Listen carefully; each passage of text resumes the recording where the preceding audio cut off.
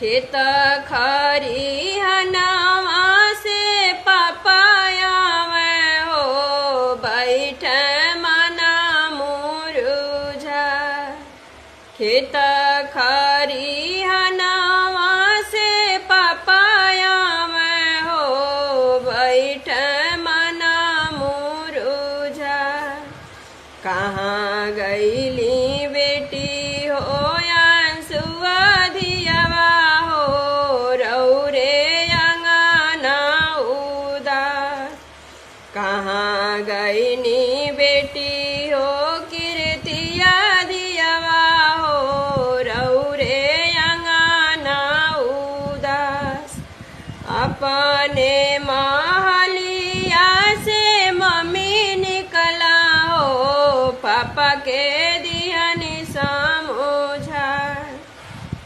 अपने महलिया से मम्मी निकला हो पापा के दिहली समझा।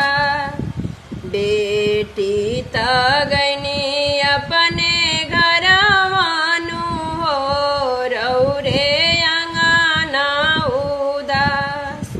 बेटी तगनी अपने ससुरानु हो रौरे अंगना उदास। खेत खरिहनवा से चचाया में हो बैठ मना मुरुझा। खेत खरिहनवा से चचाया में हो बैठ मना मुरुझा। कहाँ गईनी बेटी हो वंदना धियवा हो रौरे अंगना उदास।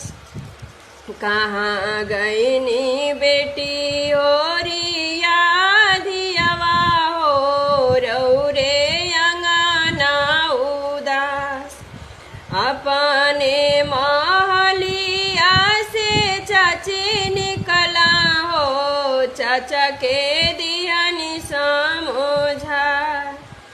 अपने महलिया से चाची निकला हो चाचा के दिहली समझा। बेटी तगनी अपने घरवानु हो रौरे अंगना उदास।